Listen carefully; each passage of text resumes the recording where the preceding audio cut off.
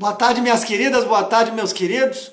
Eu fiquei de fazer um vídeo para comentar e analisar o fenômeno João Dória, para mostrar que ele não é um fenômeno, né?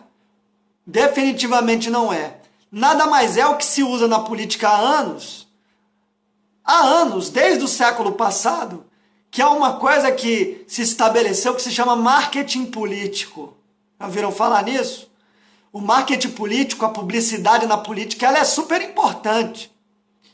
É importante a gente relembrar duas peças políticas que têm feito muito sucesso com essa ressuscitação aqui no Brasil da Guerra Fria, que é o Manifesto Comunista, do Marx, que fazia uma propaganda da luta sindical, né, e dos trabalhadores, uma propaganda muito bem conduzida, muito bem feita, com uma análise econômica duradoura que ainda persiste, né, inclusive entendendo, né, a dimensão da globalização, que ele conseguiu perceber já os nascedouros, né, dessa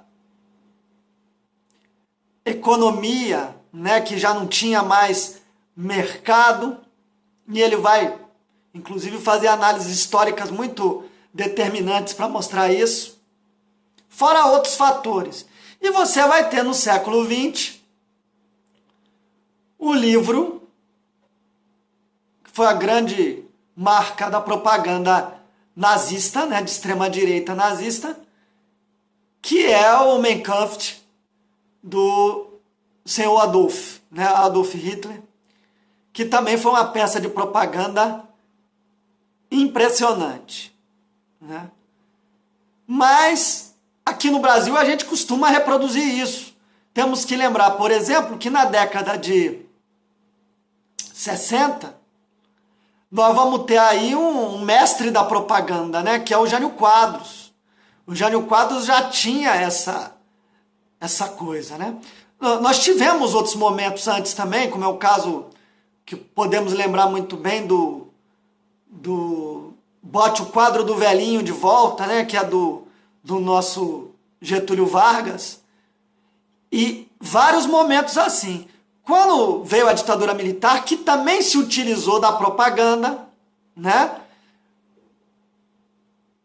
Várias campanhas, né, específicas, como Brasil ame ou deixe, né? Várias outras peças de propaganda.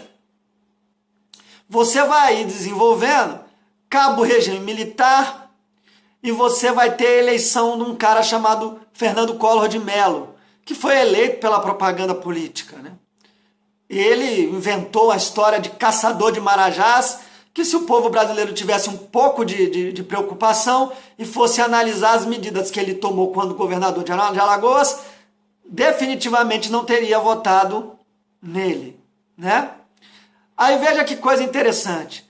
Vários momentos históricos se utilizou a propaganda como forma de formar o pensamento das pessoas, uma forma de manobrar o pensamento das pessoas. O Jânio Quadros usou a corrupção e a vassourinha era o seu mote. A ditadura militar, o patriotismo, ela usou isso como propaganda política, uma forma muito forte. Saiu da ditadura militar, o combate à corrupção vai voltar com a ideia de colocar o funcionário público como o problema principal da população brasileira, como se todos os funcionários públicos fossem marajás. Então o Collor veio com essa história de caçador de marajás. E volta e meia vem aparecendo esse tipo de coisa, né? Esse tipo de candidato formado pelo marketing. O brasileiro tem essa coisa parece que de gostar de publicidade, não é possível, né? Se o brasileiro se informasse mais, se interessasse mais por história, se interessasse mais por economia, fosse atrás dos dados para ver se aquele marketing é positivo ou negativo, ele não caía nessas conversas. Por exemplo, o Dória tem um mês como prefeito, mas veja que coisa interessante. Ele prometeu que ia deixar as vias de São Paulo mais rápidas, né? Porque houve da prefeitura passada, do Fernando Haddad, uma diminuição em algumas vias de São Paulo da velocidade. Isso fez com que diminuísse os acidentes e as mortes no trânsito. Ele aumentou, e assim que aumentou, o trânsito ficou mais lento, porque tem mais acidentes nas vias. As mortes voltaram a aparecer nas vias de São Paulo, e isso eu não preciso nem morar em São Paulo para saber, é só me informar, ler, né? Porque a imprensa, mesmo quando ela esconde, ela deixa rastro para você descobrir. Então, se você se informa, se você procura de verdade os dados, você encontra, né? Então, isso foi o primeiro tiro no pé da população de São Paulo. O segundo, a política de eugenia, né? Essa coisa de perseguir morador de rua. Ele não só fez isso, como ele escondeu esses moradores embaixo dos viadutos. Isso também você consegue encontrar, se você pesquisar aí, a coisa é feia. Vamos lá, para a gente começar a terminar isso aqui. Se fantasiar de gari, se fantasiar de cadeirante, se fantasiar de coisas que, na boa, gente, todo mundo sabe, ou alguém tem alguma dúvida de que nós não temos acessibilidade para pessoas portadoras de necessidades especiais. Precisava ele andar de cadeira de roda? Precisava ele ir andar de ônibus para a gente saber, por exemplo, que os ônibus são ruins? Que não é bem o caso de São Paulo não, viu? Que São Paulo andou melhorando os ônibus pra caramba nos últimos anos. Mas era necessário isso? Essa última agora, gente, dele fazer acordo com a Ultrafarma, porque recebeu 600 mil na sua campanha, da empresa, do laboratório, com a ideia de que vai vender remédio mais barato. Isso já é programa federal, gente. Farmácia popular já é um programa federal, isso é conversa.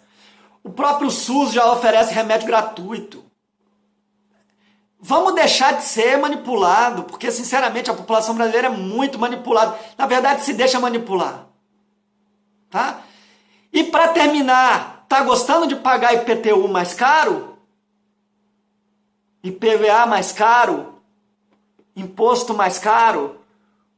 Porque ele dizia que ia reduzir os impostos.